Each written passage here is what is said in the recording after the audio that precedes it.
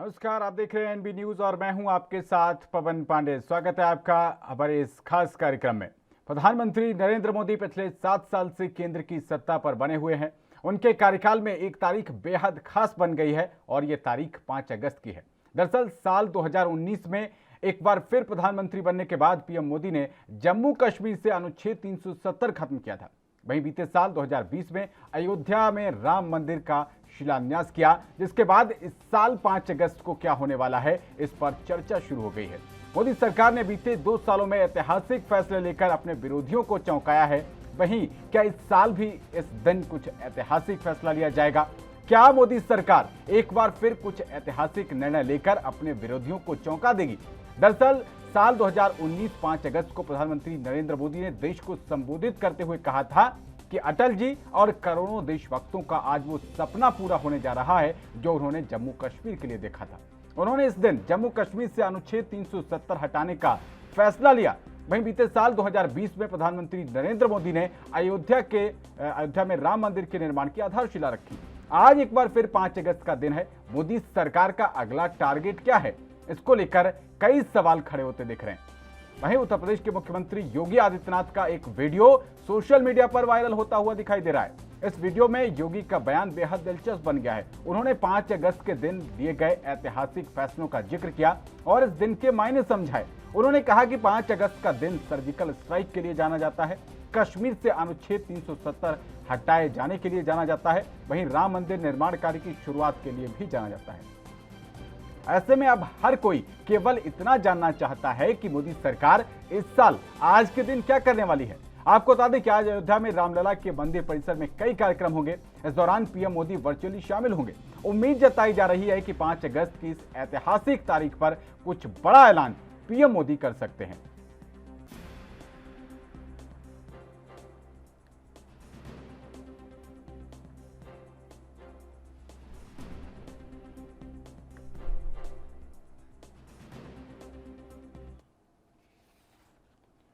तो इस विषय पर खास चर्चा के लिए हमारे साथ बेहद खास मेहमान जुड़ चुके हैं। बीजेपी प्रवक्ता कैप्टन आई सिंह और कांग्रेस से रत्नाकर सिंह हमारे साथ लाइव जुड़ चुके हैं। आप दोनों का बहुत स्वागत है एनबी न्यूज पर। सबसे पहले आपसे शुरुआत करते हैं कैप्टन आई सिंह जी। 5 अगस्त बेहद खास रहा है, इस बार क्या कुछ तैयारी है आपकी? बिल्कुल पांडे जी, तैयारी क्या, हमारे लिए तो सभी दिन खास होते हैं।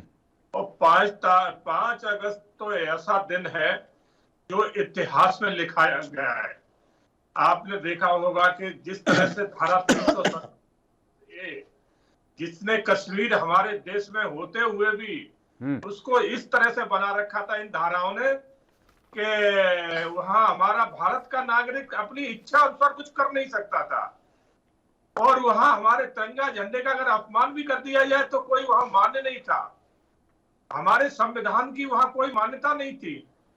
तो ये सब जितनी जो है ना हमारे कानून में हमारे देश में जो चीजें डाल रखी थी पूर्व की सरकारों ने, उसको हमने हटाया है और भारत को एक बनाया है। भारत को तिरंगा राष्ट्र एक बनाया है, एक संविधान का कानून बनाया है। और इसी तरह से आपने देखा होगा जिस तरह से हमारे सीआरपी के जवानों के ऊपर आतंकियों ने अटैक किया था, तो उसके लिए हमने सर्जिकल स्ट्राइक जो है ना उनके घर में घुस के जाके और उनको मुंह तोड़ जवाब दिया था कि अगर आप हमारे तरफ एक कदम अगर गलत बढ़ाओगे तो हम आपको 10 कदम तक नीचे जमीन में गाड़ देंगे।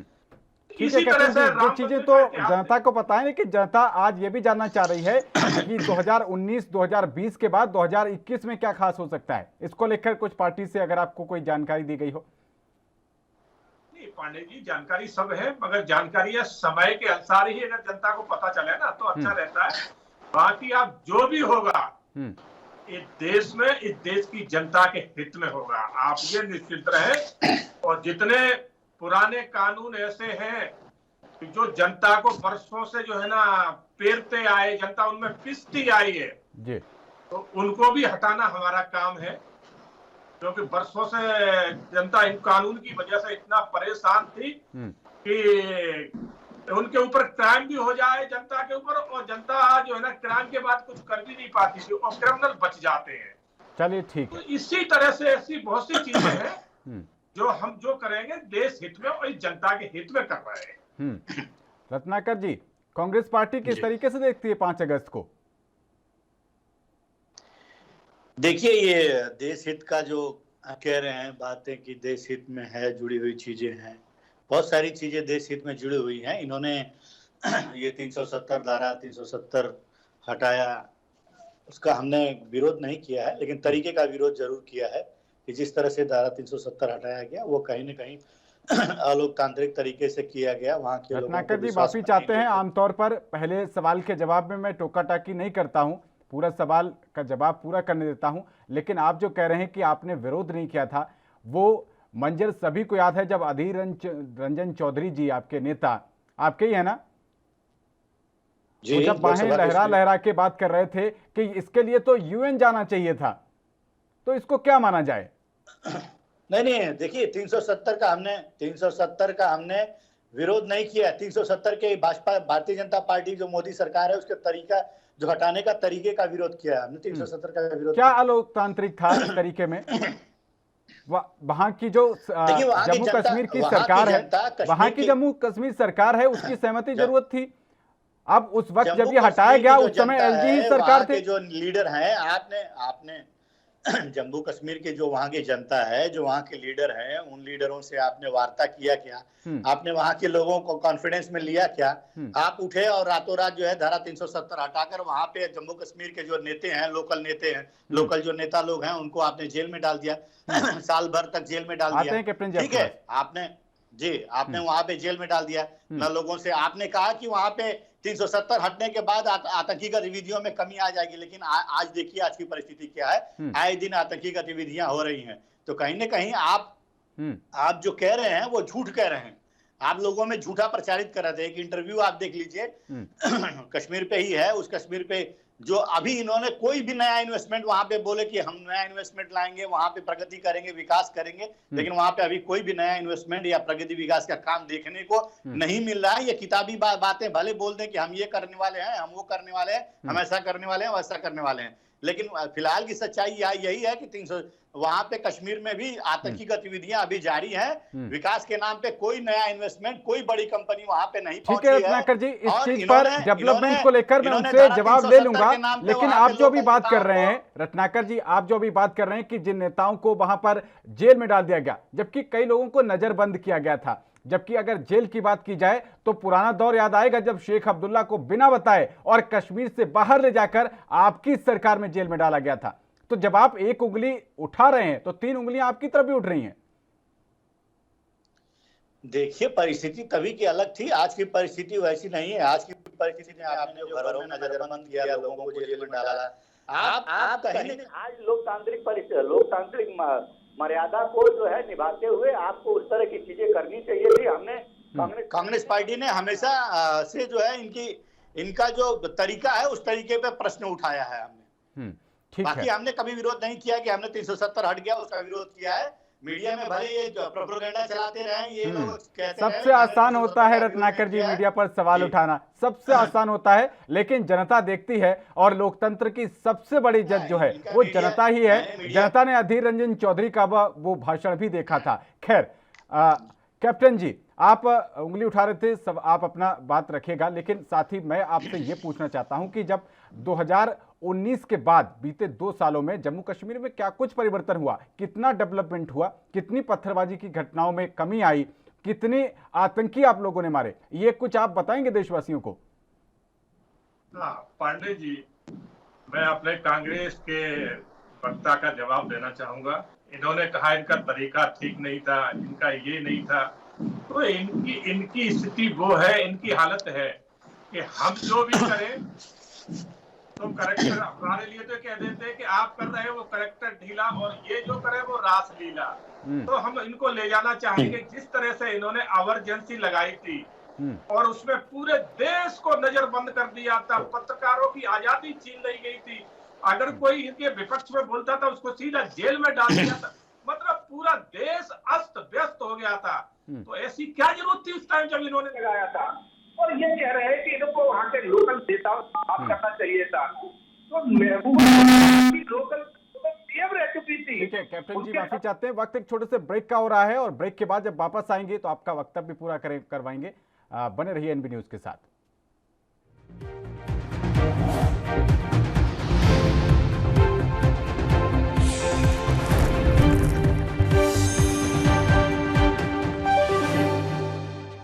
तो ब्रेक के बाद आपका स्वागत है। हम चर्चा कर रहे हैं 5 अगस्त को लेकर। 5 अगस्त को मोदी सरकार की तरफ से जो बीते 2 सालों में 2 बेहद क्रांतिकारी निर्णय लिए गए, उसके ऊपर आज हम चर्चा कर रहे हैं। हमारे साथ 2 बेहद खास मेहमान कैप्टन आई सिंह बीजेपी से और रत्नाकर सिंह कांग्रेस से बने हुए हैं।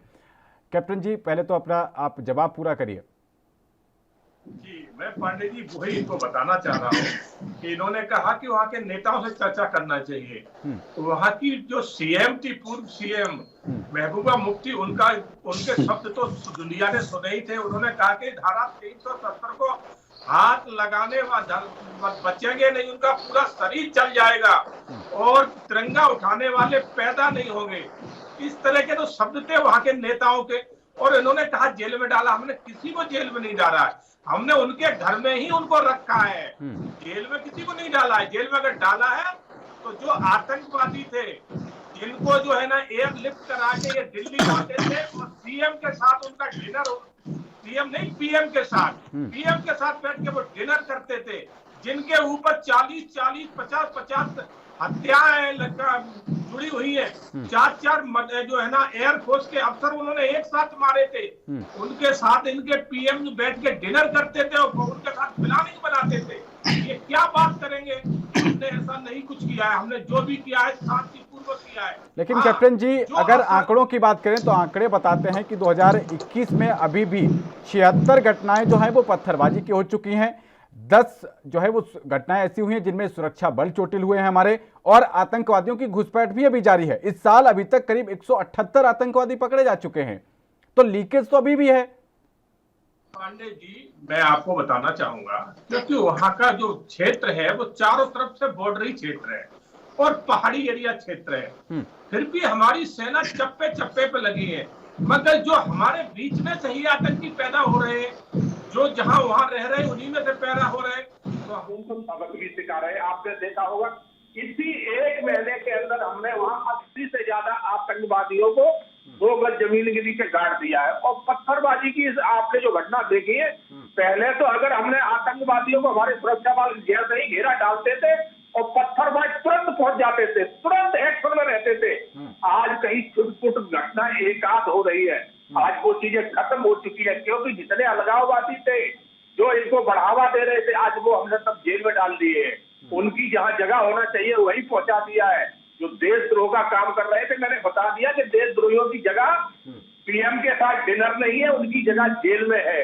तो हम जो कर रहे हैं वो देश हित में कर रहे हैं, जनता के हित में कर रहे हैं। ठीक है रत्नाकर जी, आपसे क्यों ना पूछा जाए कि 370 आज ये जो सबसे बड़ी समस्या बनी हुई थी, इसके जनक ही आप थे। नेहरू जी ने कहा था कि जनमत संग्रह होगा, उसके बाद हम इस पर फैसला लेंगे कि इसको पाकिस्तान के साथ रहना है या भारत के साथ रहना है या फिर इंडिपेंडेंट रहना है, स्वतंत्र देश रहना है। क्या जरूरत थी इसकी, जब जूनागढ़ में भी और आपका ये दूसरा हैदराबाद, दोनों जगह मामले सुलझ चुके थे। पहले मैं उन प्रश्नों का उत्तर दे देता हूं जो इन्होंने उठाया है। मैं आपके प्रश्नों का जवाब देता हूं, थोड़ा सा इनको जरा क्लैरिफिकेशन देना जरूरी है। जी जी। ये कह रहे हैं कि 370 में हटने के बाद छुटपुट घटनाएं होती हैं पथराव की और छुटपुट घटनाएं आतंकवादी गतिविधियों की। मैं ये बोलना चाहता हूं कि आज आप आंकड़े उठा के देखिए, आंकड़े उठा के जब देखेंगे तो ये देखने को आपको मिलेगा कि सबसे ज्यादा हमारे सैनिक जो वीर जवान है वो शहीद हुए हैं इनके कार्यकाल में। इनके कार्यकाल में जम्मू कश्मीर सबसे ज्यादा और सीमाओं पे शहीद हुए। तो कहीं न कहीं ये इनकी गलत रणनीति का हिस्सा रहा है। ये गलत नीतियां बनाई है जिसकी वजह से हमारे जवान शहीद हुए। और ये कह रहे थे कि हमारे टाइम की बातें याद कर रहे थे कि इमरजेंसी के टाइम ये हुआ, इमरजेंसी के टाइम ये चीजें हुई, दूसरी चीजें हुई, तीसरी चीजें हुई। आपने देश में आज इमरजेंसी की स्थिति पैदा कर दी है। आपने नोटबंदी लाया, नोटबंदी से क्या फायदा हुआ? जितने पैसे मार्केट से बैंक में गए थे उतने कैश लिक्विडिटी आज भी मार्केट में उतनी बनी हुई है।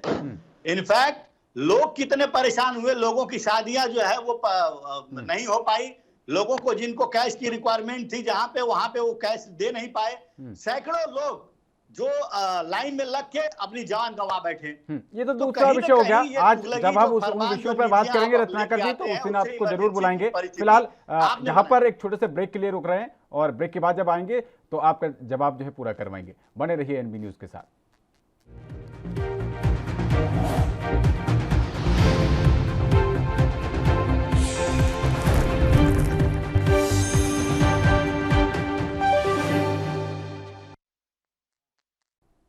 ब्रेक के बाद एक बार फिर से आपका स्वागत है। हम चर्चा कर रहे हैं 5 अगस्त को मोदी सरकार के द्वारा लिए गए 2 ऐतिहासिक फैसलों की। हमारे साथ चर्चा करने के लिए दोनों मेहमान जुड़े हुए हैं।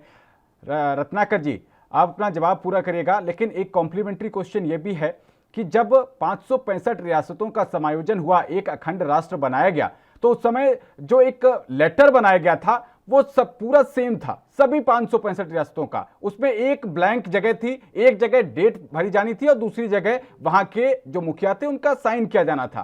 सारी जगह सब कुछ सेम चला। सिर्फ एक नेहरू जी के बयान ने कश्मीर के मामले को हमारे हाथ से हटा दिया, विवादित कर दिया।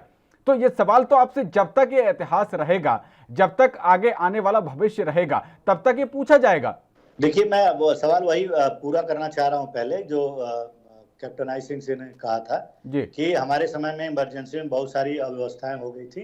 मैं आज की परिस्थितियों के बारे में बात करना चाहूंगा। इन्होंने जीएसटी नोटबंदी लाया। नोटबंदी में आपने देखा किस तरह से सैकड़ों लोग जो है नोटबंदी का शिकार हो गए, अपनी जान गंवा बैठे। उस समय की कितनी भयावह परिस्थिति, सैकड़ों किलोमीटर। रत्नाकर जी, आप विषय से भागते हुए दिखाई दे रहे हैं। आज चर्चा जीएसटी और नोटबंदी पर नहीं है। जीएसटी और नोटबंदी पर मैं वादा करता हूं कि जब चर्चा करूंगा तो आपको जरूर इन्वाइट करूंगा। आज विषय मेरी बातें पूरा कर लेने दीजिए, मेरी बातें पूरा कर लेने दीजिए। मैं आपकी बातों का जवाब दे रहा हूँ।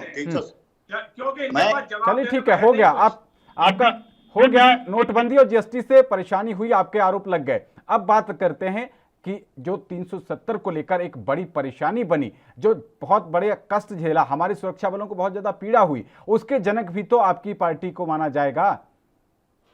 देखिए, तभी राष्ट्र को एकाकीकरण करने की जो प्रक्रिया थी वो बहुत जटिल एक प्रक्रिया थी। उस प्रक्रिया के तहत कहीं पे चीजें जो है वो जिस हिसाब से हम लोग चाह रहे थे उस हिसाब से नहीं हो पाई। तो इसका आरोप अगर नेहरू जी पे लगाना या सरदार पटेल पे लगाना, ये बिल्कुल उचित नहीं है। आप नेहरू जी पे सिर्फ आरोप लगा सकते हैं। सरदार पटेल जी जो जितने भी नेतागण हैं वो सारे लोग उस चीज में इन्वॉल्व थे। और अगर प्रक्रिया में कहीं पे कोई चीजें हमारे मन मुताबिक नहीं हो पाई है तो उस पर नेहरू जी को आरोप नहीं लगाया जा सकता। पहली चीज तो मैं ये कहना चाहूंगा। दूसरी चीज ये कहना चाहूंगा मैं कि जिस तरह से भारतीय जनता पार्टी आज हर अपने उस चीजों को जो आज देश की परिस्थितियां जो विपरीत जा रही है, अर्थव्यवस्था विपरीत जा रही है, देश में बेरोजगारी बढ़ती जा रही है, महंगाई बढ़ती जा रही है, उस सारी चीजों की जिस तरह से मध्य प्रदेश के मंत्री का आपने बयान सुना होगा, उन्होंने सारी चीजों का जिम्मेदार नेहरू जी को ठहराया है। तो ये कहाँ की सोच है इनकी? आज जो ये कह रहे हैं कि ये ऐसा हुआ रहता तो हम आज सोने की चिड़िया हो गए होते। तो कहीं ना कहीं इनके मानसिक दिवालियेपन का ये जो है देखने को मिलता है कि कहीं अगर ये परिस्थितियां अगर ये सामान्य नहीं कर पा रहे हैं, परिस्थितियां आज इनके हाथ से छूटती जा रही हैं, लोगों की सेवाएं नहीं कर पा रहे हैं, लोगों की देश की अर्थव्यवस्था को उठा नहीं पा रहे हैं, तो इसके लिए सारा जिम्मेदारी नेहरू जी पे थोप देते हैं। ये इनके मानसिक दिवालियेपन का जो है ये एक बेहतरीन उदाहरण है। जो मैं यही कहना चाहूंगा भारतीय जनता पार्टी के लोगों से कि दोषारोपण छोड़िए कांग्रेस के ऊपर। 7 साल हो गया है, आपने विकास के नाम पे क्या किया है आप जरा गिना दीजिए मुझे। 5 ऐसी योजनाएं गिना दीजिए जिससे ठीक है, जवाब लेते हैं। कैप्टन आई सिंह जी, आपसे क्यों ना पूछा जाए कि आप जब ये जो मुद्दे हैं, भावनात्मक मुद्दे, राष्ट्रवाद के मुद्दे, 5 अगस्त आपने एक तरीके से सेलिब्रेशन का टाइम बना लिया, अब आप संकेत दे रहे हैं कि कुछ और भी आ सकता है शाम होते होते, तो क्यों ना माना जाए कि आप बुनियादी मुद्दों से ध्यान हटाने के लिए आप इस तरीके के फैसले लेके आते हैं? पांडे जी, आपने देखा होगा हमारी सरकार जहां भी है मुद्दों को समय से और जनता के बीच में लेके आती है, चाहे वो विकास के मुद्दे हो, चाहे रोजगार लोगों को उपलब्ध कराने के मुद्दे। 5 मुद्दे गिना दीजिए जहां पे आपने कोई अचीवमेंट हासिल किया। 5 सिर्फ मैं बोल रहा हूँ टीवी पे बैठ के। अंतरराष्ट्रीय मुद्दे हो, हमारी सरकार समय समय पर उनको लेके आती है। अब इन्होंने कहा कि नेहरू जी पे दोषारोपण नहीं लगाया जाता। अरे भाई, नेहरू जी ने तो इतने गलत काम किए हैं, अगर मैं गिनाने लगूं तो सुबह से लेकर शाम हो जाएगी, मगर लिस्ट पूरी नहीं होगी। अब इनको मैं और एक हफ्ते तक कंटिन्यूअस मोदी जी की गलत नीतियों के बारे में चर्चा कर सकता हूं। आप एक दिन की बात कर रहे हैं, मैं एक हफ्ते मोदी जी की गलत नीतियों की चर्चा कर सकता हूं। आपके बीच में बोला नहीं सुने, मैं बीच में बोला नहीं सुने, तसल्ली रखे। राहुल गांधी वाला तरीका ना अपनाए, जिस तरह से वो सदन में अपना रहे कि सदन में शोर शराबा के अलावा और कुछ नहीं कर रहे। अब मैं पांडे जी आपको एक बहुत पुरानी बात लेकर तरफ ले जाना चाहूंगा आपको। जब इन्होंने इमरजेंसी लगाई, जब सारी मीडिया, सारे नेता, सारी विपक्षी पार्टियां इन्होंने बंद कर दी, जेलों में डाल दी, उस टाइम ये क्या लेके आए? सेकुलर शब्द, जबकि सेकुलर शब्द की संविधान में कोई जरूरत नहीं थी, वो इन्होंने जोड़ा, उस टाइम जोड़ा जब सारी दुनिया को इन्होंने जेल में डाल दिया था। तो इससे पूछिए कि सेकुलर शब्द की क्या जरूरत थी? चलिए पूछेंगे, लेकिन कैप्टन जी एक दूसरा विषय जो 2020 में हुआ, राम मंदिर को लेकर, वो तो सुप्रीम कोर्ट की तरफ से फैसला आया, आप उसको भी अपनी लिस्ट में शामिल कर रहे हैं, उसमें आपका क्या योगदान रहा? पांडे जी, हमने शुरू से राम मंदिर को अपना एक मुद्दा नहीं, एक अपना आदर्श मान के लड़ाई लड़ी है।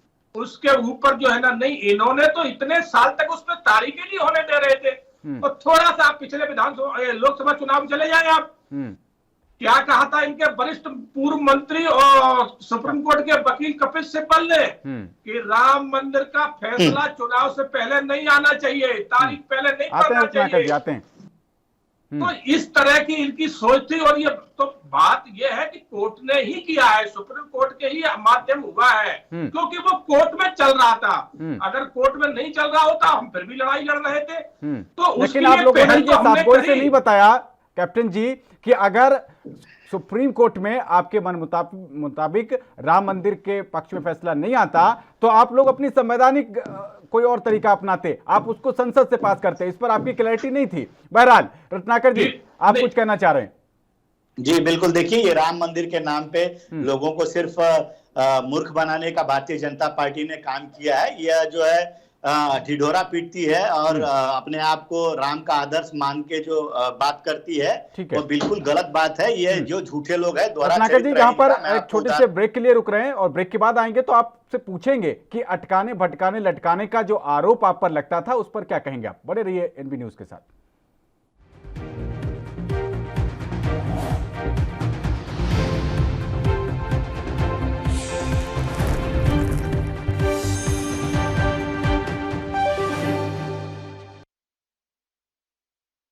तो ब्रेक के बाद आपका स्वागत है। चर्चा को आगे बढ़ाते हैं। रत्नाकर जी, जो आप पर लगातार बीजेपी की तरफ से आरोप लगे लटकाने भटकाने अटकाने के, उस पर क्या कहेंगे? ये बात तो सही है, कपिल सिब्बल जी आपकी पार्टी के वरिष्ठ नेता हैं। सुप्रीम कोर्ट में केस लड़ते वक्त उन्होंने कहा था कि 2019 के बाद इस फैसले को आना चाहिए।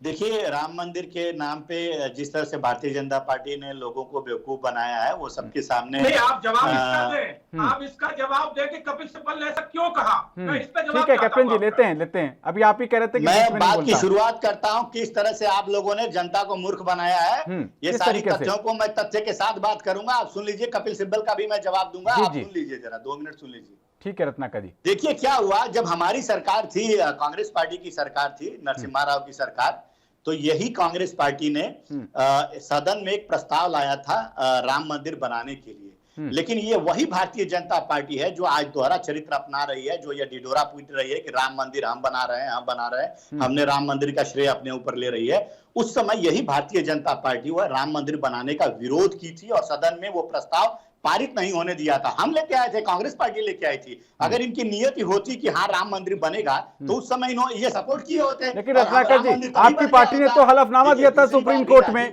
जब राम सेतु को लेकर कि राम काल्पनिक थे, आपने ये भी तो दिया था ना। ये इस सच्चाई को नकार नहीं सकते हैं। हाँ, रत्नाकर जी, आपको मेरी आवाज मिल रही है? कांग्रेस पार्टी जो है, इस रत्नाकर जी, आपको मेरी आवाज मिल पा रही है? जो लोगों की भावनाओं से शायद रत्नाकर जी तक मेरी आवाज नहीं पहुंच पा रही है। उसको हमेशा संज्ञान में लेकर और लोगों की भावनाओं के अनुरूप काम करने का काम किया है। यही कांग्रेस पार्टी ने किया है।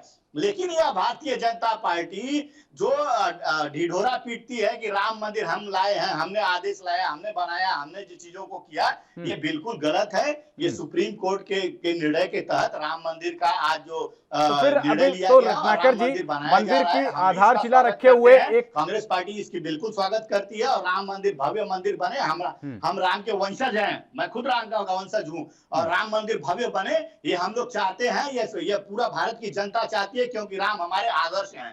ये सिर्फ आरोप लगा सकते हैं, राम ठीक को है कैप्टन जी, राजनीतिक प्रयोग आखिरी में ला 10 सकते सेकंड में। हैं। ये लोग राम की पूजा नहीं करते हैं, ये लोग राम को राजनीतिक प्रयोग में लाने का काम भारतीय जनता पार्टी करती है। और कहीं भी चाहे फाइनल कपिल सिब्बल कमेंट हो 10 चाहे कोई सेकंड भी में। हो, हमने कहीं भी कोर्ट में राम मंदिर को बना। हाँ कैप्टन जी। पांडे जी ये कह रहे हैं कि हम राम से हैं। अरे आपकी सुप्रीमो सोनिया जी ने तो हतम कहा है राम तो गलत लिखे हैं। कुछ समय के लिए टालने की बात जरूर कह सकते हैं, लेकिन राम मंदिर बनाने का हमने कभी विरोध नहीं किया। और सबसे बड़ी बात ये जानना चाहूंगा, सोनिया गांधी, राहुल गांधी, चलिए बहुत शुक्रिया, माफी चाहेंगे, वक्त की कमी है, माफी चाहेंगे। बहुत शुक्रिया आप दोनों मेहमानों का एनबी न्यूज से जुड़ने के लिए। यहाँ पर एक छोटे से ब्रेक के लिए बने रहिए एनबी न्यूज के साथ।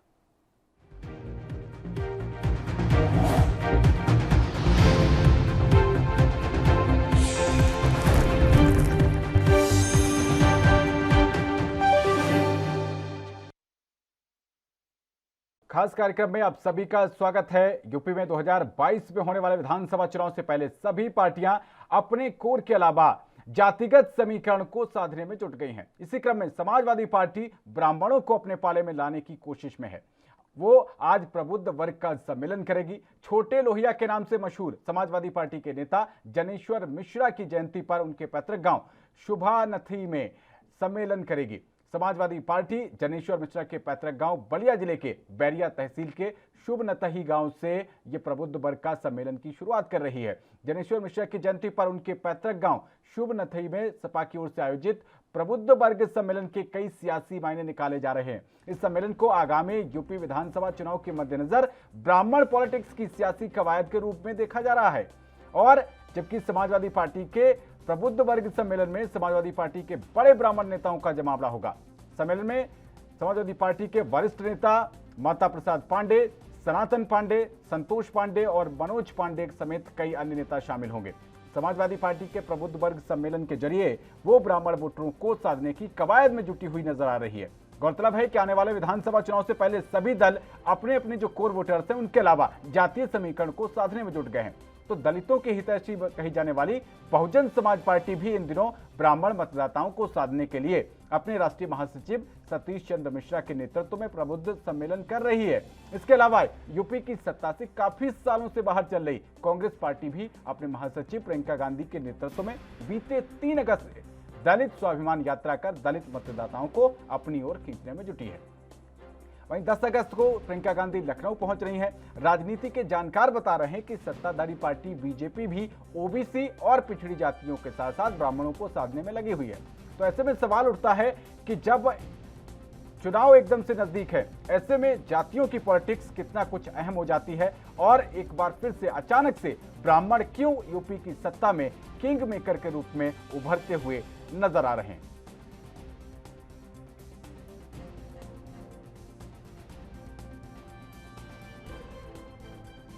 बिल्कुल जो है हम चाहेंगे कि प्रबुद्ध वर्ग के लोग आगे आए हैं और हमारे राष्ट्र जी उनकी जो है सौभाग्यता को स्वीकार करें हैं और आगे बढ़े।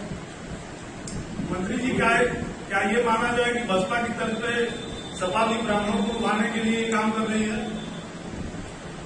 अब बसपा क्या कर रही है इससे मैं कुछ अंदर नहीं जाना चाहता हूँ।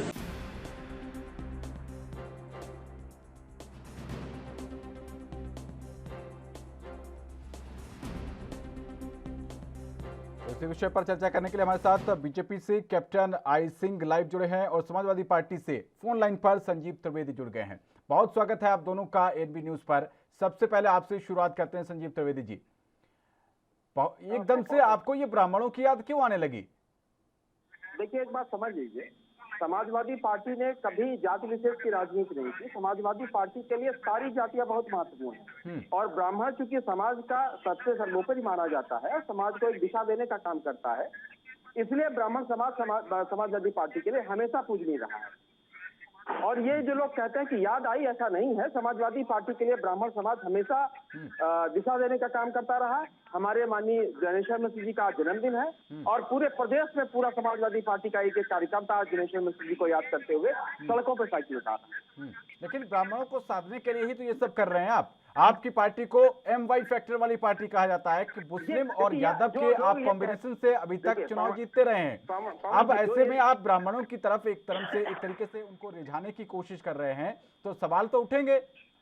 जी बिल्कुल पवन जी, आप एक बात समझिए, ये जो लोग कहते हैं MY समीकरण, ये समीकरण क्या होता है? जब समाजवादी पार्टी समाज के हर वंचित, दलित, पिछड़ा ऐसे लोगों के लिए राजनीति करती है, ऐसे लोगों की संघर्ष करती है, तो ये MY का मतलब क्या होता है? समाज को MY में बांटने के मैं बता दूं कि जब आपकी जब सरकार थी अखिलेश जी की 2012 से 17 के दौरान, उस समय 20% मुसलमानों को आपने मंत्री बनाया था। नहीं, इसलिए कहा जाता है कि आप MY फैक्टर थे। अगर मुसलमान मंत्री बने हैं तो इसका मतलब उनका योग्यता होगी। मुसलमान भी इस देश का एक नागरिक, देशभक्त है। जब आप अपने टोटल मंत्रियों में से 20% एक समुदाय को दे देंगे तो समुदाय से आपको विशेष प्रेम है, ये कहने में ये तो कहा जाएगा, और आपको स्वीकार करने में हर्ज क्यों हो रही है? नहीं, हमें कोई हर्ज नहीं है। हमारे लिए एक चाहे दलित भाई हमारा हो, चाहे पिछड़ा भाई हो, चाहे अल्पसंख्यक भाई हो, या ब्राह्मण हो, या क्षत्रिय हो, या वैश्य हो, या कोई भी समुदाय का व्यक्ति हो, हमारे लिए सारे लोग, मैं आपको फिर एक बात बता दे रहा हूँ, सारे के सारे लोग समाजवादी पार्टी के लिए पूरी तरीके से महत्वपूर्ण है। चलिए ठीक है। ये जो लोग जात की राजनीति करते हैं, ये अपनी सोचे, और जो ये कहते हैं कि समाजवादी पार्टी MY समीकरण, ऐसा कुछ भी नहीं है। समाज का हर दलित, हर वंचित, हर पिछड़ा समाजवादी पार्टी का सक्रिय साथी है। ओके, वापस लौटते हैं आपके पास। कैप्टन जी, बीजेपी, अब आप ये मत कहिएगा कैप्टन जी कि बीजेपी जो है वो जातियों की राजनीति नहीं करती। अभी जो मंत्रिमंडल विस्तार हुआ मोदी जी का, उसमें भी साफ तौर पर सामने आया, और आपने जितने ब्राह्मणों को योगी सरकार में मंत्री बना रखा है, आप भी साफ तौर पर ब्राह्मणों को साधने की कोशिश ही कर रहे हैं। नहीं पवन जी, हमारे यहाँ ऐसा कभी कुछ नहीं रहा है। हमारे यहाँ ये हमारी तो पार्टी सबका साथ, सबका विकास और सबका विश्वास के साथ चल रही है पार्टी। हमारे यहाँ आप उत्तर प्रदेश में देखें, चाहे केंद्र में देखें, सभी वर्ग को साधा जाता है, सभी वर्ग की पार्टी है। ये किसी एक जाति विशेष की पार्टी नहीं है। इस तरह से ये ब्राह्मणों की बात कर रहे हैं, इन्होंने ब्राह्मणों के लिए कब याद किया है? ब्राह्मणों को आप चुनाव के टाइम ब्राह्मणों को याद कर रहे हैं। देखिए, ब्राह्मणों को याद करने के लिए आप मेरी बात समझिए, आएंगे आपके पास आएंगे और आप अपनी बात बोलिएगा। आज भी लखनऊ की धरती पे बना हुआ है। संजीव जी, आपको मेरी आवाज मिल पा रही है? ना दिखाएं। संजीव जी पे बैठे हैं, आपको मेरी आवाज आ रही है? मैं आपके पास आऊंगा। पहला सवाल आपसे ही लिया था मैंने, अब IP सिंह जी की बारी है, उसके बाद मैं वापस आपके पास आता हूँ। दो ही मेहमान हैं, आराम से चर्चा करेंगे। तो पवन जी, मैं वही आपको बताना चाह रहा हूँ कि इन्होंने ब्राह्मणों को कब देखा है? इनकी पिछली सरकारों में ब्राह्मण कितने मंत्री थे? कितने ब्राह्मणों को इन्होंने टिकट दिया था, जो आज ब्राह्मणों के सम्मेलन कर रहे हैं, ब्राह्मणों की बात कर रहे हैं? और हमारे बीजेपी में तो ब्राह्मण ही सर्वोसर्वा है। जहाँ देखिए आप, हर जगह। अभी तो आप कह रहे थे कि आप जातियों की राजनीति नहीं करते, अब आपके शब्द बता रहे हैं कि आप भी ब्राह्मणों को रिझाने की कोशिश कर रहे हैं। नहीं पवन जी, मैं हम ब्राह्मणों को रिझाने की बात नहीं कर रहा हूँ। हमारे यहाँ तो ब्राह्मण जो है ना, मार्गदर्शक है, शुरू से ही है। अब चुनाव के टाइम नहीं, शुरू से ही है। अब मैं आपको एक चीज और बताना चाहूंगा, समाजवादी की स्थिति। पिछली सरकार में इनके यहाँ जो आपने MY कहा, बिल्कुल यही MY था। और वहां ना ब्राह्मणों को पूछा जाता था, ना ठाकुरों को पूछा जाता था, ना बड़ियों को पूछा जाता था। और इतनी गुंडागर्दी इनकी व्याप्त थी, दोनों MY का जवाब तो मैं आपसे ले लूंगा, लेकिन क्या आप अगर ब्राह्मणों की बात कर रहे हैं बार बार, क्या आप बताएंगे इस बात को लेकर कि आपकी पार्टी पर ब्राह्मण विरोध के जो है और ब्राह्मणों पर अत्याचार के कड़े आरोप लगाए गए हैं विपक्ष के द्वारा? क्या कहना है इस पर आपका? नहीं पवन जी, मैं यही कहना चाहूंगा कि हमारे ऊपर ऐसे कोई जो आरोप जो लगा रहे हैं, वो अपना चेहरा देखे। हमने किसी को ब्राह्मण या क्षत्रिय या वैश्य देख के नहीं किया है। अगर अपराधी है तो वो अपराधी है। किसी भी इन्होंने अपराधियों को संरक्षण दे रखा था। आप सोचिए, इनके टाइम उत्तर प्रदेश में अपराधी बेलगाम थे और वो खरबों की संपत्ति अर्जित की थी, और मर्डर तो उनके लिए मामूली था। किसी का भी मर्डर वो खुलेआम कहीं भी करने को तैयार थे। पुलिस को थाने में घुस के जाके गोली मारते थे। ये इनका शासन था। आज हमारे टाइम वो अपराधी कहाँ है जहां उनकी जगह होना चाहिए? जेल में। और उनकी संपत्ति जो जहां से उन्होंने लूटी थी, आज सरकार ने पूरी उसको अपने अंडर लेके और उसको उन्हें बिल्कुल जो है ना बेदखल कर दिया है। तो आज जो है ना हमारे यहाँ दुनिया देख रही है कि उत्तर प्रदेश में कितना अच्छा साफ सुथरा शासन है। और मैं और आपको एक चीज बताना चाहूंगा, आज उत्तर प्रदेश का बच्चे बच्चे से कहीं भी चर्चा कर लो, सिर्फ एक ही बात निकलेगी कि हमें चाहिए उत्तर प्रदेश में तो योगी चाहिए, बाकी अखिलेश तो बोले गुंडा नहीं चाहिए। वापस लौटते हैं, सीधा लोगों का ये कहना है। ठीक है संजीव त्रिवेदी जी, एक वाकये के साथ मैं आपके पास लौट रहा हूं। आपकी पार्टी की तरफ से ये कहा गया कि वो भगवान परशुराम जी की मूर्ति को हर जिले में स्थापित करवाएगी। आवाज मिल पा रही है आपको? जी बिल्कुल आवाज आ रही है मुझे। ये आपकी तरफ से कहा गया। भगवान परशुराम को आपने पहले तो ब्राह्मण जाति से जोड़ दिया, और चलिए जब जोड़ दिया तो भगवान परशुराम की जहां पर जन्मस्थली है वहां पर सालों से आंदोलन चल रहा है, और उस आंदोलन को लेकर आपके जब उस समय अखिलेश जी मुख्यमंत्री थे उनके पास भी ये आवाज पहुंची, लेकिन अखिलेश जी ने सिर्फ मात्र 30 लाख रुपए देकर अपने दायित्व की तशरीह कर ली। वो धार्मिक पर्यटन स्थल बनाने की मांग वहां से बरसों से कर रहे हैं परशुरामपुरी के लोग, लेकिन इस पर आपकी पार्टी ने सिर्फ खाना पूर्ति कर दी 30 लाख रुपए देकर। क्या कहेंगे इस पे? आप जिले जिले में मूर्ति लगाने की बात कर रहे हैं, जहां पर प्राकट्य स्थल है, जहां पर उनका जन्म हुआ, उसको आप धार्मिक पर्यटन स्थल तब क्यों नहीं घोषित कर पाए जब आप सरकार में थे, जब आपके पास पावर थी? 2 मिनट का समय दीजिए, मैं दोनों बातों को जवाब देता हूं आपकी। जी। पहली तो मैं आईपी सिंह से आपकी बात का जवाब दे दूं कि अपराधी आज की जेल में है। बिल्कुल सही बात कह रहे हैं, अपराधी जेल में है। खुशी दुबे ब्राह्मण समाज की जो बेटी है वो जेल में है। जिस अपराध में जेल में है वो पूरे प्रदेश की जनता जानती है। वो 3 दिन की व्याहता ब्राह्मण समाज के ऊपर इतना बड़ा जुल्म इस सरकार ने किया है कि 3 दिन की व्याहता जो लड़की ब्राह्मण समाज में परिवार में आती है वो घर की चौखट नहीं जान पाती कहाँ है, और 1 साल से इनकी सरकार ने, इनकी पार्टी ने उसको जेल में रखा हुआ है। जैसे ही देखिए, जिस समय जेल में गई थी उस समय समाजवादी पार्टी के लोगों ने जब बात उठाई तो तत्कालीन जो एसपी कानपुर नगर थे उन्होंने कहा कि नहीं, हम इसको ये निर्दोष है, इसको हम बहुत जल्दी छोड़ेंगे। लेकिन उसके बाद किसका आदेश हुआ, कहां से आदेश हुआ, और आज आप भी जानते हैं और पूरा प्रदेश जानता है कि वो बेटी आज जेलों के अंदर है। ठीक है, एक छोटा सा क्वेश्चन और करना चाहूंगा संजीव त्रिवेदी जी, क्या आपको उस मुठभेड़ में मारे गए उस पुलिस उपाधीक्षक का नाम पता है? नहीं, बिल्कुल हमको बिल्कुल मालूम, देवेंद्र मिश्रा थे। वो भी ब्राह्मण थे ना? क्या उनका परिवार इस समय कौन से हालातों में है? क्या दुख का पहाड़ है? क्या आपकी पार्टी का कोई नेता पहुंचा? नहीं, बिल्कुल आप मेरी बात समझिए। एक ब्राह्मण समाज का या एक समाज का, चाहे किसी भी समाज का आदमी हो, वहां अपराध हुआ था। इसके लिए हम लोग कहते हैं, हम वीरेंद्र दुबे को नहीं कह रहे हैं कि नहीं, वीरेंद्र जो है उनको हम विकास दुबे को हम आगे बढ़ा रहे हो, हम उनकी बात नहीं कर रहे। हम बात कर रहे हैं कि ब्राह्मण समाज के ऊपर जो लगातार जातियां हो रही हैं, अखिलेश जी के साथ विकास दुबे के फोटो वायरल हुए हैं, और एक ऐसा अपराधी जिसको एनकाउंटर करके मार दिया गया, आपने उसके ऊपर पूरा आसमान सर पे उठा लिया, लेकिन देवेंद्र मिश्रा के नाम पर आपको जो है जुबान को लकवा मार गया। पवन जी, पूरा प्रदेश जानता है भारतीय जनता पार्टी के नेताओं के विकास दुबे से किस तरीके संबंध थे, और ये भी वीडियो वायरल हुए थे, वो भी फोटो वायरल हुए थे। किसी के साथ फोटो वायरल हो जाना ये आरोप का मामला नहीं होता है। हम ये नहीं कह रहे हैं कि भारतीय जनता पार्टी उनके लोगों का समर्थन होगा कहीं ना कहीं, लेकिन खुशी दुबे पर मैं उनसे जवाब लूंगा, लेकिन आप भी इस बात पर आए को क्यों इन्होंने गिरफ्तार कर रखा हुआ है? खुशी दुबे पर मैं उनसे जवाब लूंगा संजीव जी, लेकिन आप इस बात पर भी आए कि जब आपकी सरकार थी, आपकी सत्ता थी, सारे आपकी धाक थी, सारे कानून आपके पास थे और सारी शक्तियां आपके पास थी, उस वक्त आपने भगवान परशुराम के जन्मस्थली को पर्यटन स्थल क्यों नहीं घोषित किया? भगवान परशुराम आराध्य हैं, आराध्य थे, आराध्य रहेंगे।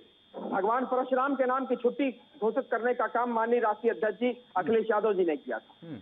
ब्राह्मण समाज को आगे बढ़ाने का काम अखिलेश यादव ने किया था।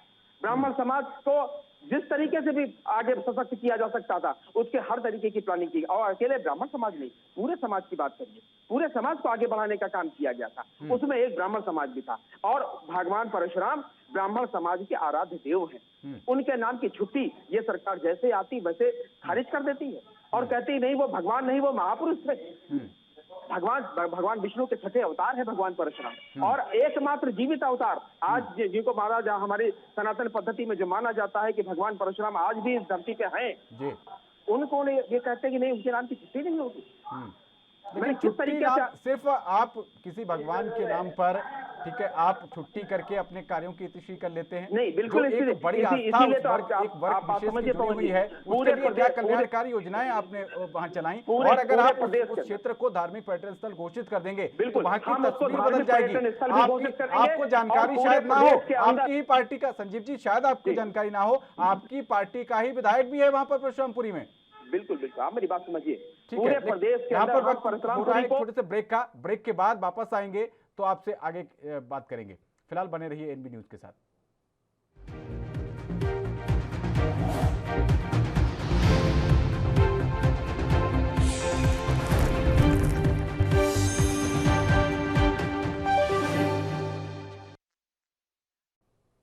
ब्रेक के बाद आपका स्वागत है। हम चर्चा कर रहे हैं कि ब्राह्मण समाज को यूपी चुनाव में खास वरीयता देनी जाने लगी है और समाजवादी पार्टी अब ब्राह्मणों को अपनी तरफ आकर्षित करने के लिए प्रबुद्ध सम्मेलन कर रही है। हमारे साथ इसी विषय पर चर्चा करने के लिए तो बेहद खास मेहमान बने हुए हैं संजीव त्रिवेदी जी, प्रवक्ता समाजवादी पार्टी के, और captain I Singh ji BJP से। संजीव त्रिवेदी जी, आप अपना जो है उत्तर पूरा करिएगा, उसी के साथ ये भी आप बताइएगा कि जब भी कोई भर्ती निकलती है तो जो लिस्ट जारी होती है उसमें लाइन से और भरमार होती है यादव सरनेम वालों की।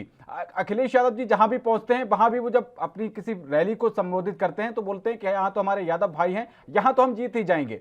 तो एक तरीके से आपका कहना कुछ है, कथनी कुछ है, लेकिन करनी कुछ और है। एक बात बहुत सावधान समझ लीजिए, समाजवादी पार्टी का एक एक कार्यकर्ता, माननीय राष्ट्रीय अध्यक्ष जी से लेके हमारा सबसे छोटा, सबसे नीचे का जो कार्यकर्ता है, सबसे छोटा हमारा भाई है, वो भी कभी ये बात नहीं कहता। हर आदमी कहता है कि उत्तर प्रदेश के अंदर जितने भी पिछड़े हैं, जितने भी वंचित हैं, जितने भी गरीब हैं, जितने भी दलित हैं, हम उन सबके लिए संघर्ष करते हैं। कभी ये नहीं कहते कि नहीं ये यादव भाई हैं, या ये मुस्लिम भाई हैं, या ये ब्राह्मण भाई हैं, या ये वैश्य भाई हैं, या किसी और जाति के। हम जाति की देखिए, अगर बात करें, आप राजनीतिक पार्टी हो, सीधी बात, राजनीतिक पार्टी राजनीति करेगी।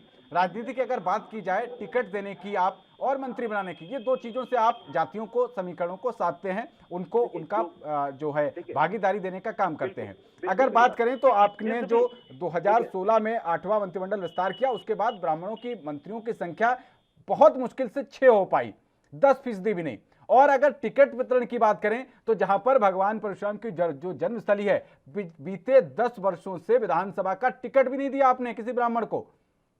पहले मेरी बात सुनिए, समाजवादी पार्टी जब टिकट वितरण करती है तो एक राजनीति के आधार पर करती है कि कौन से क्षेत्र में कौन जीत पाएगा। वहां हम ये नहीं देखते कि यहाँ मुस्लिम जीत पाएगा या यहाँ यादव जीत पाए। हम पहले ये निर्णय करते हैं कि इस क्षेत्र में हम किस प्रत्याशी को उतारेंगे जिससे हम यहाँ पे निश्चित रूप से अपनी जीत निश्चित कर सकते हैं।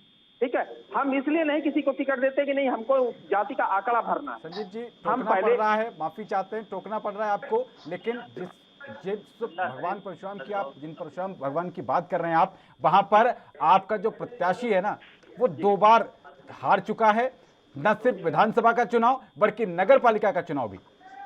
नहीं, इस तरीके से तो भारतीय जनता पार्टी में बहुत सारे ऐसे लोग हैं जो हार चुके हैं। नहीं, सिर्फ ब्राह्मणों की बात करें ना आप, प्रबुद्ध सम्मेलन के जरिए सिर्फ ब्राह्मणों को ही साधने का प्रयास कर रहे हैं ना। नहीं, हम ब्राह्मणों को साधने कर रहे हैं, हम पूरे सारी जातियों को साधने कर रहे हैं। ठीक है, उसमें ब्राह्मण भी चूंकि समाज का एक अगुआ है, ब्राह्मण अगुआ है, समाज का प्रबुद्ध वर्ग है। चलिए ठीक है, और इसलिए ब्राह्मण हमारे लिए बहुत महत्वपूर्ण। चलिए ठीक है, कैप्टन आई सिंह जी, ठीक है संजीव जी, आते हैं आपके पास, काफी वक्त दिया मैंने आपको, अगले राउंड में आपके पास आते हैं। कैप्टन आई सिंह जी, भगवान परशुराम के पर्यटन स्थल की जो बात चल रही है, केंद्र सरकार में उस समय मंत्री थे, पर्यटन मंत्री आपके महेश शर्मा जी, वो उस जगह पर पहुंचे थे और वहां उन्होंने ऐलान किया था कि हम इसको धार्मिक पर्यटन स्थल का दर्जा देंगे। दर्शन करने के बाद ये उन्होंने कहा था और व्यक्तिगत तौर पर मैं खुद वहां कवरेज के लिए मौजूद था, लेकिन आज तक अभी कुछ हो नहीं पाया उसमें।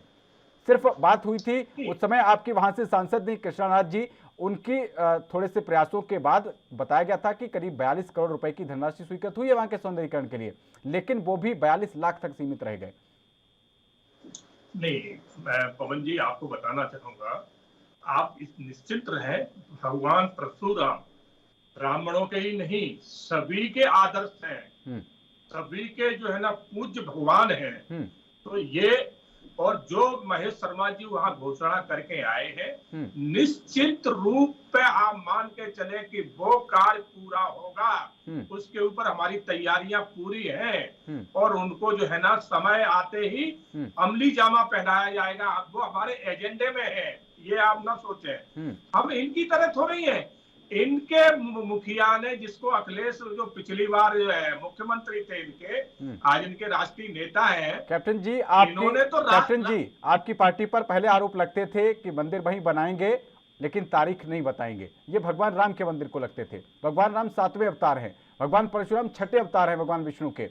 उनकी जन्मस्थली को लेकर आपके पहले महेश शर्मा जी ने बयान दिया था, वादा करके आए थे। उसके बाद अभी रामायण सर्किट बनाई जा रही है अयोध्या में। रामायण सर्किट में भी अगर आप रामायण की बात करें तो लक्ष्मण और भगवान परशुराम का संवाद बेहद ही फेमस है, प्रसिद्ध है। तो आप क्या उस योजना के तहत उस नगरी को कुछ आप जो है समाहित कर सकते हैं? बिल्कुल पवन जी, परशुराम भगवान के बगैर तो रामायण अधूरी है। परशुराम तो अहम उसमें अपनी भूमिका रखते हैं और वो कोई उनको भुलाने वाली चीज नहीं है, कोई मामूली नहीं है। वो तो हमारे दोनों काल में रहे, सतयुग में भी रहे और द्वापर में भी रहे हैं, अमर है, अजर अमर है वो। तो परशुराम के लिए शब्दों से कहना, शब्दों में तोलना, तो मैं कहूंगा कि सूरज को दीपक दिखाने वाली बात होगी। तो ये जो रामायण सर्किट की आप एक योजना बना रहे हैं जिसमें भगवान राम से जुड़े हुए, रामायण से जुड़े हुए सभी पात्रों के स्थानों को एक ही लेन में जोड़ रहे हैं, कनेक्ट कर रहे हैं, क्या इसके लिए कोई प्रोग्राम है योगी सरकार की तरफ से या मोदी सरकार की तरफ से? बिल्कुल हमारे एजेंडा में है परशुराम जन्मभूमि, और हम उसको समय, जैसे राम जन्मभूमि के लिए हम समय लड़ते रहे और हमने बना के दिखाया, इसी तरह से हम वहां ज्यादा समय नहीं लेंगे, आप ये निश्चित रहें। अगले कार्यकाल हमारा खत्म होने से पहले परशुराम की भूमि पे हम वहां एक बहुत बड़ा देव स्थल बना देंगे। तो और अब मैं बताना चाहूंगा, क्योंकि ये अखिलेश जी वही है, एक पत्रकार ने पूछा था कि आप जो है ना राष्ट्रीय गान वंदे मातरम गा के सुना दो, तो इन्होंने मना कर दिया, बोले नहीं तो वंदे मातरम गाने से क्या होता है, हम तो अपने पूरे देश को। तो जो राष्ट्रीय गान नहीं गा सकता है वो अपने आप को कह रहा है कि मैं सभी जातियों को, सभी धर्म को लेके चलता हूँ। ये सिर्फ लेके चलते हैं तो एक जाति को लेके चलते हैं, उनके लिए हज हाउस बनवाएंगे, उनके लिए सब्सिडी देंगे, उनके जो भी कब्रिस्तान है उनके लिए विशेष फंड देंगे। तो इनकी शुरू से सोच ये रही है, और इन्होंने कहा मैं सबके लिए करता हूँ, ब्राह्मणों के लिए करता हूँ। अरे भाई, आपकी पारिवारिक पार्टी है, एक परिवार में जितने मिनिस्टर और एमएलए और एमपी थे कोई समय पहले, मैंने तो आज दिन तक हिंदुस्तान में ऐसा नहीं देखा है कि सारे काबिलियत उसी में रखते हैं, बाकी कहीं कोई काबिल है ही नहीं। और इनके टाइम सबसे बड़ी पवन जी एक चीज आपको और बताना चाहें कि कानून व्यवस्था इस तरह से चरमरा गई थी कि कोई भी थाना ऐसा नहीं था जिस थाना इंचार्ज एक जाति विशेष का ना हो। जाति विशेष, चलिए ठीक है, जवाब लेते हैं। ठीक है कैप्टन जी, वहां पर जो है ना उसमें दलाली करी जाती। ठीक है, समाजवादी पार्टी से जवाब लेते हैं, लेकिन एक थोड़े से भूल सुधार के साथ, वंदे मातरम जो है वो राष्ट्रगान नहीं राष्ट्रगीत है। संजीव त्रिवेदी जी, ये जो आरोप आप पर लग रहे हैं कानून व्यवस्था को लेकर और ब्राह्मणों को लेकर, क्या जवाब है आपका? नहीं, पहले तो हम राष्ट्रगान और राष्ट्रगीत की बात इनसे पूछ ली जाए। जिनको राष्ट्रगान और राष्ट्रगीत का अंतर नहीं मालूम है वो देश के अंदर राष्ट्रवाद की बात कई बार हो जाता है, स्लिप ऑफ टंग हो जाता है। नहीं ठीक बात है, पहले मैं वही बात मैं कह रहा हूँ। तो उनको राष्ट्रवाद जैसे शब्द बहुत बड़े, मैं मान लेता हूँ राष्ट्रगीत ही था तो राष्ट्रगीत गा के सुना देते ना, सुना देते ना। चलिए ठीक है संजीव जी, मैं मान लेता हूँ कि मेरे दो शब्द गलत निकले। ठीक है कैप्टन जी, मुद्दे से ना भटके। संजीव जी, ठीक है कैप्टन जी, संजीव जी की बारी है। राजनीति नहीं जा सकता। मुद्दे पर आते हैं संजीव जी। संजीव जी, हाँ मुद्दे पर आइए। आपकी बारी में नहीं बोल रहा था, कृपया शांति से सुनिए। हाँ, मुद्दे पर आइए। ब्राह्मणों को ले जाने की कोशिश। राष्ट्रवाद जैसे बहुत बड़े शब्द को जो हमारी धरोहर है और हमारे दिलों में रहता है, समाजवादी पार्टी का एक एक कार्यकर्ता देश के लिए मरने और मिटने के लिए तैयार है, और आप राष्ट्रगान और राष्ट्रगीत नहीं बता पाएंगे कौन सा राष्ट्रगान है। चलिए ठीक है संजीव जी, अब ब्राह्मणों पर आ जाइए। आप क्या गिना सकते हैं कि आपने ये 5 काम ब्राह्मणों के लिए ये किए थे? आप समझिए मेरी बात को। देखिए, माननीय जनेश्वर मिश्र जो पार्टी के संस्थापक थे, जिनको हम छोटे लोहिया कहा करते थे, लोहिया जी के आदर्शों पर समाजवादी पार्टी टिकी हुई है, और माननीय जनेश्वर मिश्र जी को वो आपने वो पद दिया समाजवादी पर जिनको छोटा लोहिया कहा जाता है। एक एक पार्टी का कार्यकर्ता जनेश्वर मिश्र जी को अपना आदर्श मानता है। ठीक है। उनके सम्मान के लिए आज लखनऊ के अंदर बहुत बड़ा एक पार्क बना हुआ है। भारतीय जनता पार्टी जब से सरकार में आई तब से उस पार्क की आप बदहाली देख सकते हैं, जाके आप अपने कैमरामैन भेज के वहां चेक करवा सकते हैं कि क्या बदहाली कर दी है। जब तक हमारी सरकार थी, आप देखिए जनेश्वर मिश्र जी का पार्क पूरे लखनऊ के अंदर किस तरीके से लहराता था। वहाँ की लाखों लाख जनता जाती थी वहां पे देखने के लिए। ठीक है। अब एक पार्क के बाद अगर आते हैं, आरक्षण की बात चल रही थी, अब तो सवर्णों के लिए भी आरक्षण की व्यवस्था हो गई है। आप अगर आएंगे या आपकी सरकार मान लेते हैं, क्योंकि जनता जनार्दन है, कुछ भी हो सकता है कि आप वापस आ जाएं, क्या करेंगे आप वो भगवान परशुराम के पर्यटन स्थल को लेकर और ब्राह्मण समाज के लिए? अगर आप ये सम्मेलन कर रहे हैं, इसलिए आपसे विशेष तौर पर यही सवाल बनता है। पहले पूरी बात हो जाने दीजिए। हो सकता नहीं हम 2022 में आ रहे हैं, पहले बात स्पष्ट कर लीजिए। दूसरी बात, जैसे इन्होंने कहा कि हम अगले कार्यकाल के खत्म होने से पहले भगवान परशुराम जी का मंदिर वहां बनवाएंगे, अगले कार्यकाल की बात कर रहे हैं। अभी इस कार्यकाल में भगवान परशुराम के लिए क्या किया है सरकार ने, वो उनको बताना चाहिए था, लेकिन उसकी बात नहीं कर रहे हैं। वो कह रहे हैं अगला कार्यकाल जब खत्म हो रहा होगा, यानी 2027 में, तब हम जाके भगवान परशुराम की याद करेंगे और तब हम जाके मंदिर बनाएंगे। ठीक है। समाजवादी पार्टी क्या करेगी ये बता दीजिए। खत्म होने से पहले ये नहीं कहा खत्म हो रहा होगा। ठीक है। अपने शब्दों को वापस में आप गलत झूठ बोलना समाजवादी प्रवक्ताओं का, नेताओं का परम सत्य अधिकार है। ठीक है कैप्टन जी, संजीव जी। कैप्टन साहब समय दीजिए। चलिए, बहुत शुक्रिया आप दोनों मेहमानों का। माफी चाहेंगे, वक्त की कमी है। तो दोनों ही पार्टियां, बीजेपी, समाजवादी पार्टी और इसी के साथ बहुजन समाज पार्टी भी अब ब्राह्मणों को लुभाने की कोशिशों में लगी हुई है। लेकिन ये कोशिशें कितनी कामयाब होती हैं और ब्राह्मण समाज जो कि करीब 13% यूपी में माना जाता है, ये किसको आशीर्वाद देता है, ये आने वाले वक्त में पता चलेगा। एनबी की रहेगी इस पर नजर। फिलहाल इस पेशकश में इतना ही। देश और दुनिया की तमाम अहम खबरों के लिए बने रहिए एनबी न्यूज के साथ। नमस्कार।